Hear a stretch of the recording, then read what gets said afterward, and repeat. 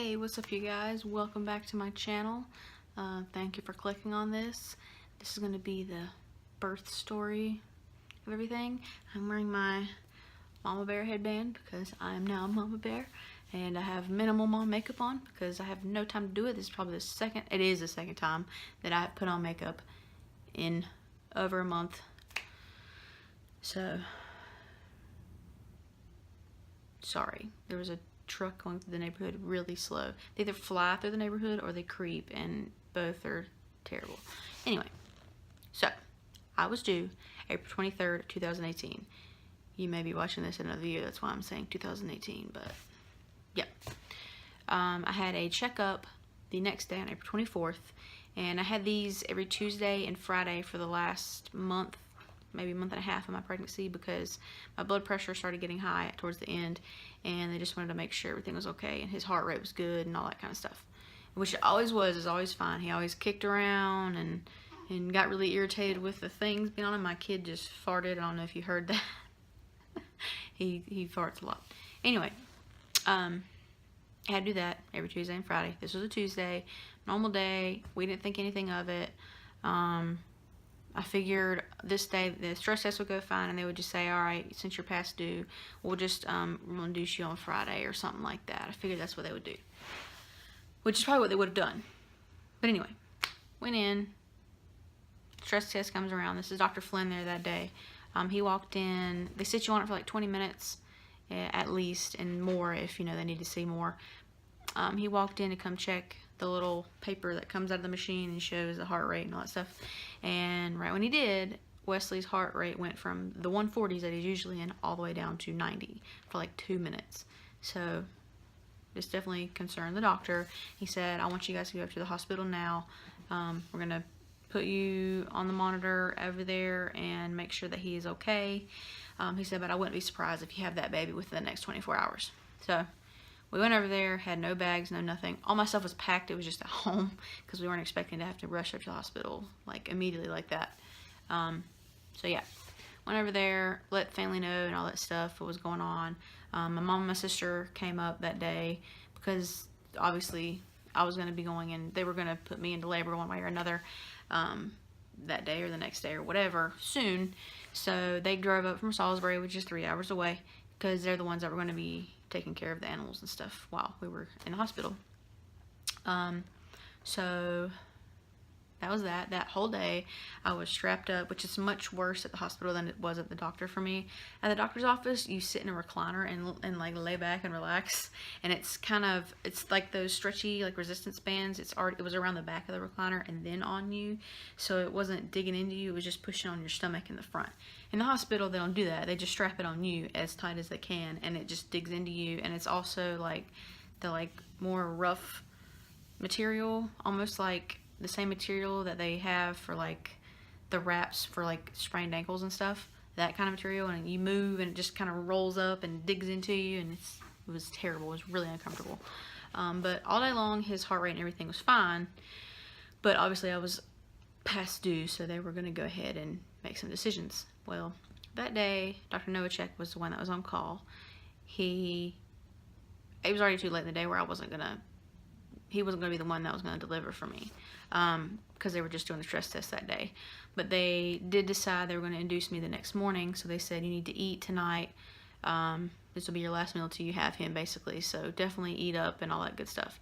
Well, because I'm on the gestational diabetes list, which, by the way, I did not have. It's a load of crap, but I'll talk about that, and I'll make a pregnancy video talking about the whole pregnancy experience, and I'll talk about that in there.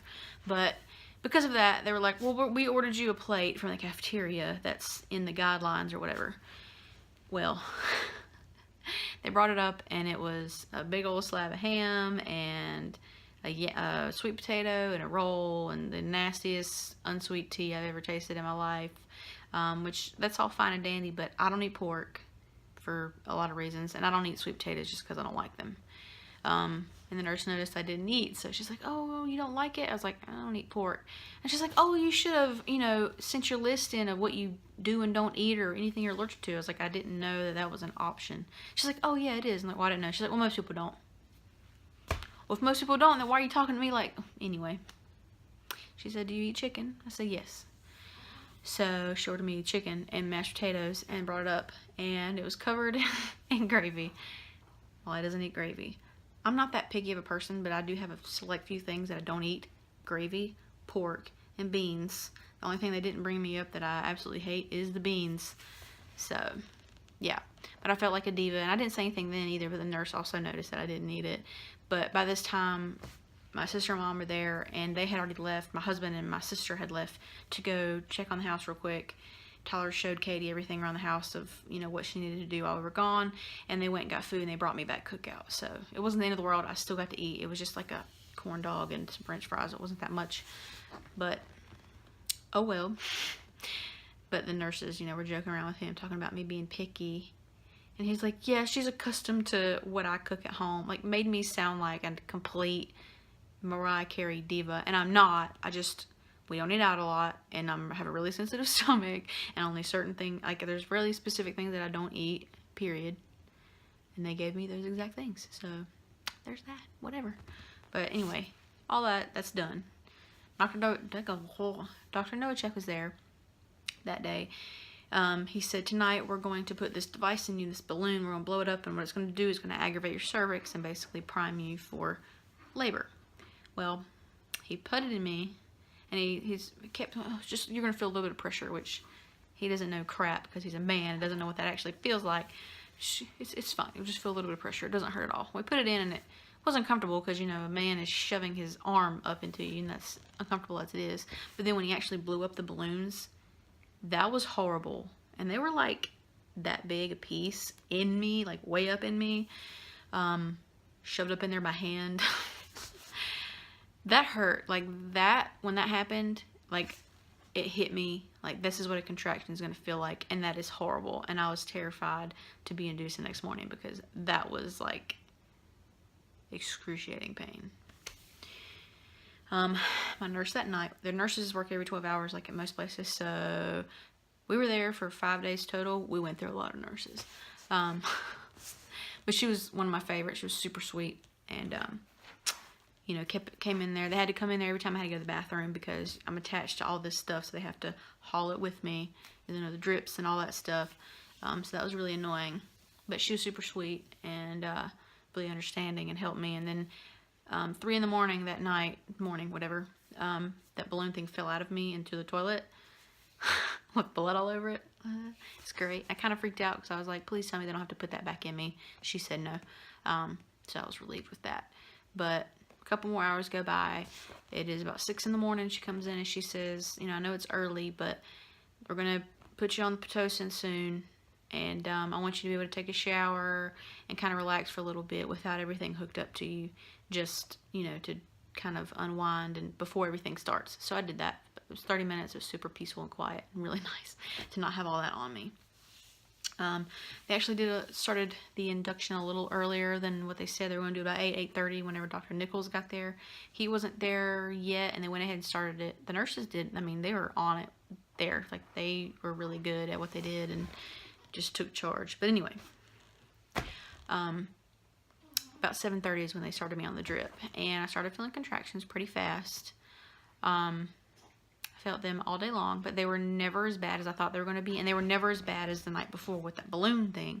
Like, a lot of women talk about having back labor and all these different horrible pains with contractions. I never had them that bad. They felt like period cramps.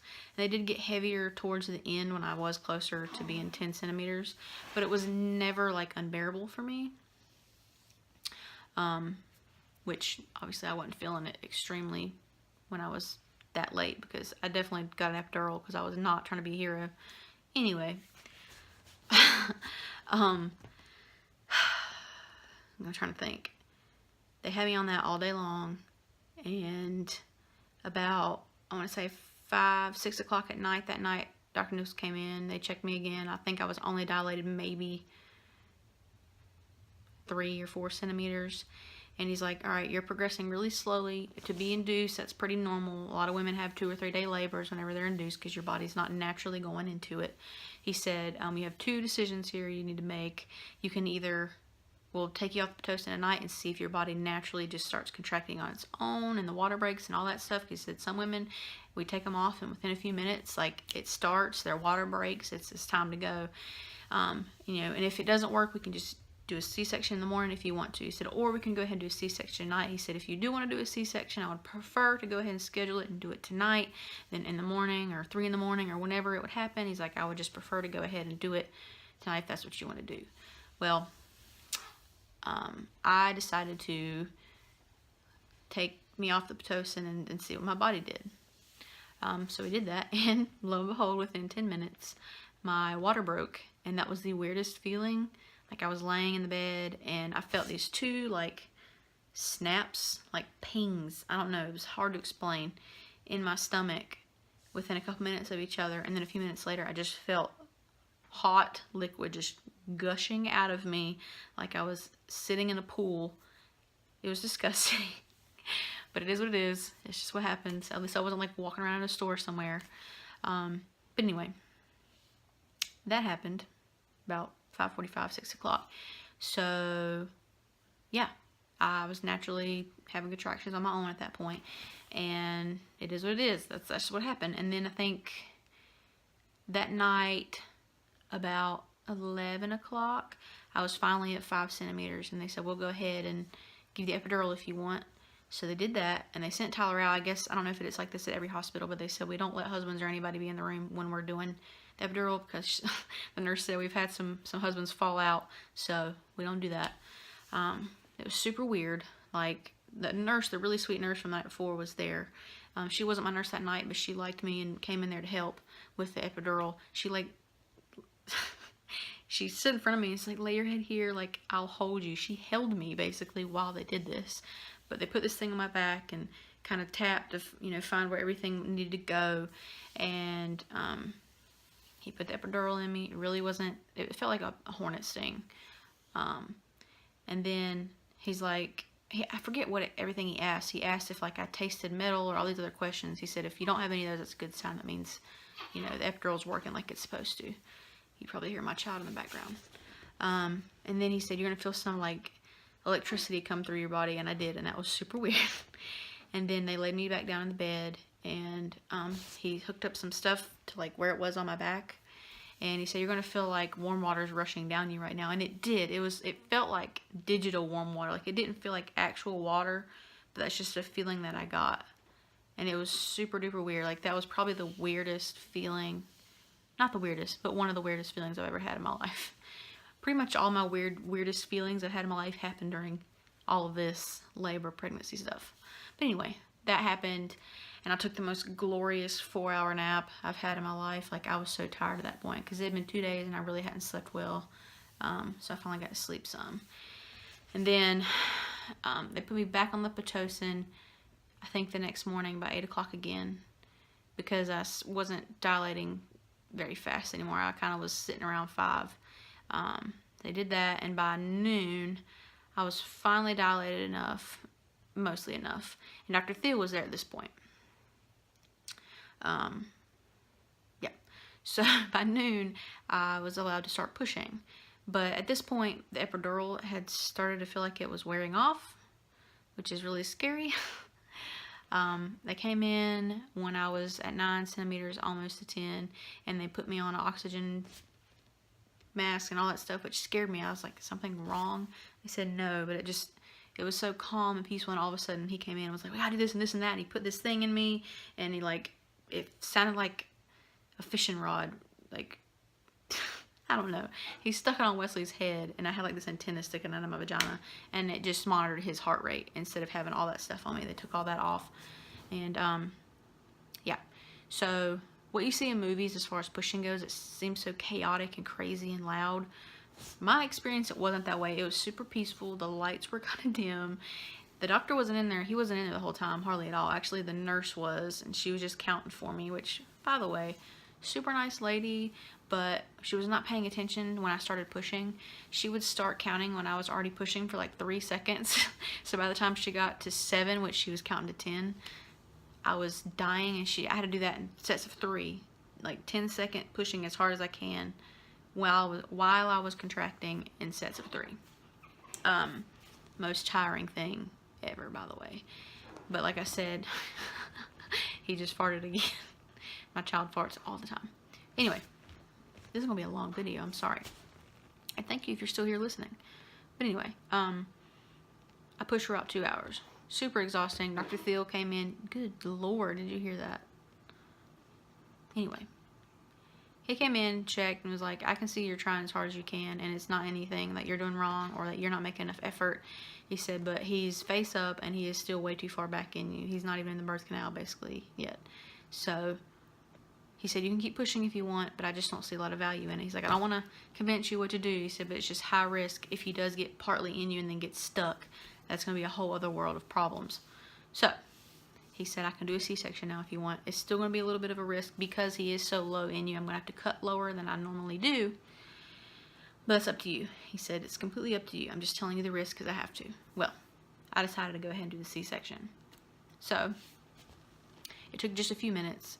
I had to take out every jewelry I had on, all that stuff, because of risks. And they rolled me in the bed back to the brightest room ever. Like, I feel like where they do autopsies, it's so bright in there. And there was a ton of people. I felt like there was 5 or 6 nurses, Dr. Thiel, the anesthesiologist guy, I guess that's what he would be called, he had to do a spinal tap on me because the epidural had definitely worn off and I was not about to feel them cut into me like a piece of meat. Yeah. So again, Dr. Thiel kind of like held me while they did this, and the epidural was still somewhat working. So when they did the spinal tap, I didn't really feel it at all. So I'm thankful for that. You hear him? I did not feel it at all, and it took a minute for him to get it done, but it was pretty intense. It's a big ass needle, and all of the stuff. This was intense, and they didn't tell me until they were laying me down. They said the stuff I'm pumping into you right now can make you really nauseous, so I'm also pumping in stuff at the same time that's going to counteract that, but it might not be fast enough, so you might puke. Well, like right after the lady said that, I started puking like crazy. And Tyler came in at this point because he's not allowed, again, to be in there whenever they're doing the spinal tap. But he came in his scrubs and all that stuff and was able to sit with me. And he was freaked out because I was just puking like crazy. And I was puking up, I mean, I hadn't ate anything. So it was like highlighter, yellow, neon, just bile coming up. And she had like the little sucker thing that they have at the dentist that like sucks the water and like mouthwash out of your mouth to like help get it away. But I mean, I couldn't lift my head up. I'm completely numb from here down, like can feel nothing, and I'm just puking everywhere. So that was fun. But anyway, they put this huge like tent thing up from like here down, so I couldn't see anything. There was a small window where if Tyler wanted to look, he could, and other nurses that were on the outside helping me could look in as well. Tyler watched a lot more than he wanted to, or initially had planned to, but he basically saw my insides and everything. So yeah. I'm trying to think. One of the nurses said when you hear him say uterine line, he is cutting your uterus and taking the baby out. And you'll hear him soon after that. And they said you'll feel like somebody's pushing on your chest really hard. And she said that's because they are. I did feel that. That's the only thing I felt the entire time as far as like feeling anything going on down there. I had the shakes really, really bad. Like, felt like, I mean, I could not control them, completely shaking. Just my whole, what I could, I guess from here up was shaking. I'm assuming down there wasn't shaking because they were doing surgery and I was numb down there. But like horrible shaking. I'm sure that freaked Tyler out too. And they put like a blanket on me, which didn't really help. I'm just going to shake because that was one of the side effects of the medicine or the spinal tap. And yeah, they said uterine line. I felt the pressure. And then I heard him cry for the first time. And I think I was so just medicated. Like I couldn't really react as much as I probably would otherwise. But I did tear up. And Tyler did too. And they brought him over to me. And I got to see him for the first time. And there's a picture of that. I might post some at the end of this. But yeah, that was really surreal to see. Like I made that. And it's right here. And it's finally out of me. And that was crazy. And he was, he's 7 pounds, not now, he's heavier now. He was 7 pounds, 3 ounces, 21 inches long. smaller than what Dr. Thiel thought he was going to be. About a pound smaller. He said he thought he was going to be pushing 8 pounds, if not more. But, yeah. So, that happened. And I'm trying to think. After that, they sent Tyler out, and they brought him back in afterwards. But they rolled me back to the original room I was in, and brought Wesley in there to me, and like laid him underneath my gown to do skin to skin for a while. And that's when my whole family came in, which, by the way, it was my sister, my mom, obviously my dad was not here, so that was emotional.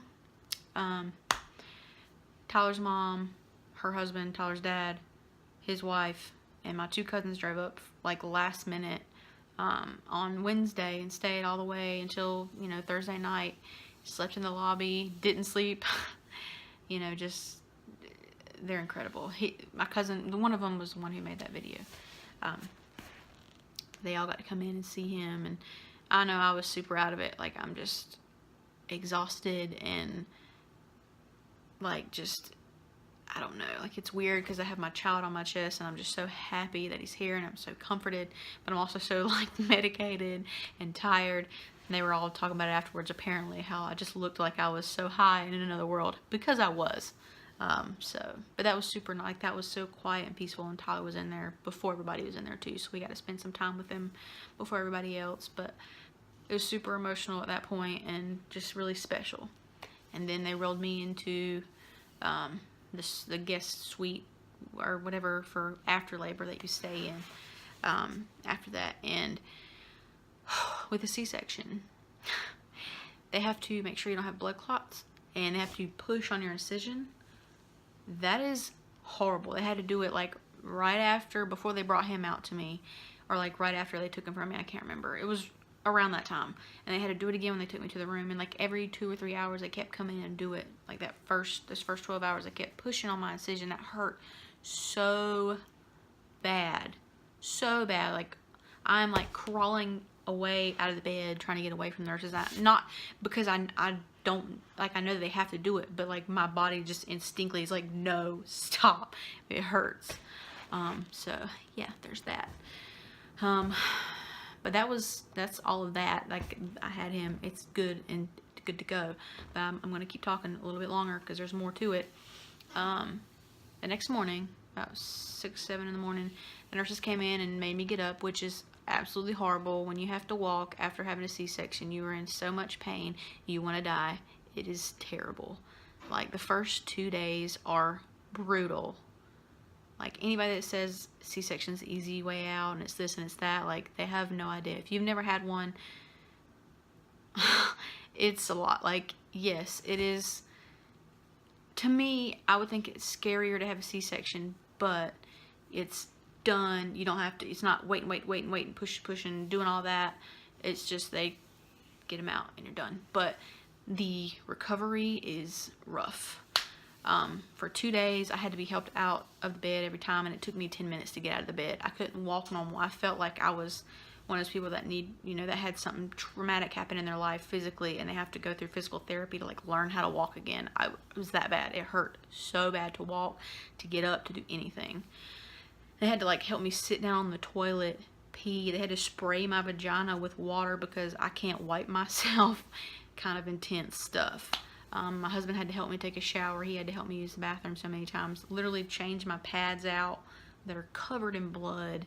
Like, very graphic, you know, a lot. But I was in the hospital for 2 days after. They were going to keep me a 3rd day because my blood count was low. They said you can either take iron pills until your 6-week checkup, or you can get a blood transfusion and stay another day. I decided I want to go ahead and get home because I'd been there for 5 days, and take my son home and start this new life with our kid. So that's what we did. And everything was fine. The first few days were really rough because we were not getting sleep, like, at all. I was getting none.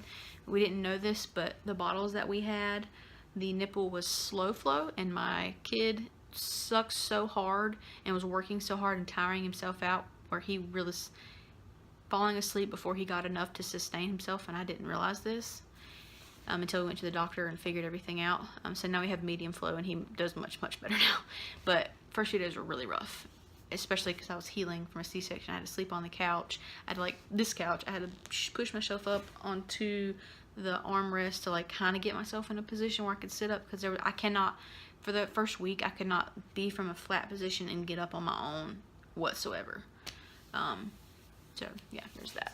Here we are 3 weeks and about 3.5 weeks after, and I can move around a lot better now. I'm good. Like, I'm not on pain medicine anymore.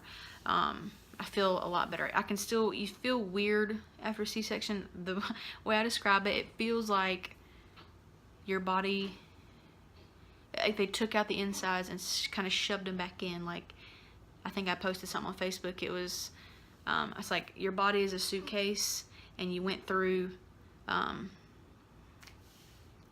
TSA at the airport, and they took everything out, and just kind of shoved it back in all haphazardly. That's what it feels like. Like your stuff's not where it's supposed to be, and you can feel it kind of jumbling around in there. It doesn't feel as much of that right now, but it definitely did the first, like, week or two. But last Tuesday, a week ago, I noticed my pants were really wet, and I thought maybe I just leaked so much out of my pad or something. But it kept happening, and the next day, and it had a different smell to it. I know that's gross. Not a strong smell or anything. It was not something that comes out of your vagina smell. My incision was leaking. So I'm freaking out, of course. Go to the doctor. They took culture samples and everything. I still haven't heard back if it was infected or not. I would assume it's not. They put me on antibiotics anyway, just in case. But they thought it was, they just said, they called it seroma, I think. He said it's just basically you collect fluid under the skin and it has to come out, and that's a good area for it to come out of. Where you have like a more fatty area, he said everybody is down in that area. It can come out of that easier than other parts of your body. So they drained me, and on Tuesdays now, Thursdays and Saturdays, they have to pack my wound, which is basically they kind of squeeze it and drain it, and then they shove something down into the hole and then package over it. It's basically what they've been doing, and that's pretty painful. Right now, the actual, like, right around the hole in the incision is numb. I cannot feel anything, but inside I can definitely feel. A week ago, the doctor said he could stick his whole finger down in there. Saturday, the nurse that came to the house said it's only 3 centimeters deep, so it's healing a lot faster than I thought. It's not nearly as deep as it was just a week ago. That wasn't even a week that it had healed. It, shallowed up a lot. But yeah, so there's that. I actually have an appointment in about an hour at the wound clinic to do the same thing, and I'm seeing the doctor today there for him to see any progress, what's been, if it's getting better, if he thinks it'll get better faster than the 4 to 6 week estimate, blah blah blah. So there's that. So C-sections are definitely rough. Not everybody goes through what I'm going through right now, obviously, but it happens. Dr. Thiel, who did it, he is an excellent doctor. Everybody talks about how great he is at C-sections, and he did do a good job. They also put a vac on me to, like, suction everything out and make sure it stayed tight and all that good stuff. And he said I'm the first patient since he started doing that. He started doing that to all of his C-section patients to prevent something like this happening, and he said I'm the first one for that to happen to since he started doing that. So of course it would be me, but here we are. But anyway, yeah, that is the birth story.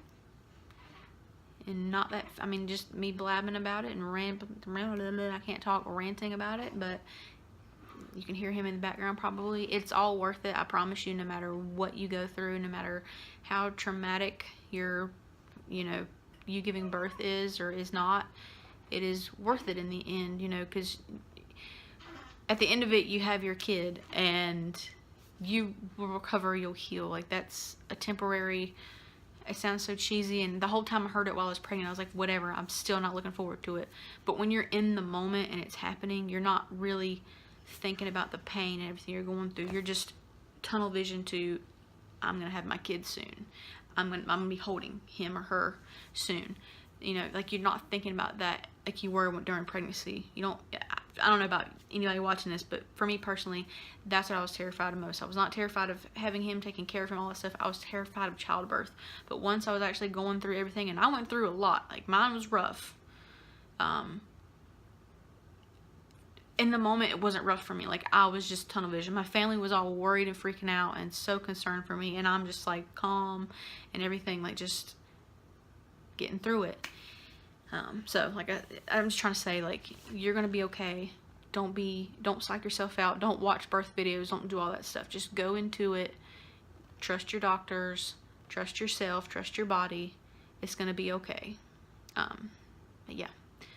So now that I've officially talked for 30 minutes, I'm gonna end this video. I will put some photos at the end of this of like his first few hours of life. And the next video, I will probably show him like holding him. He's just kind of sleeping right now, so I don't want to bother him. But yeah, I'll put some pictures of, you know, right after he was born. And I will see you guys next time. Bye.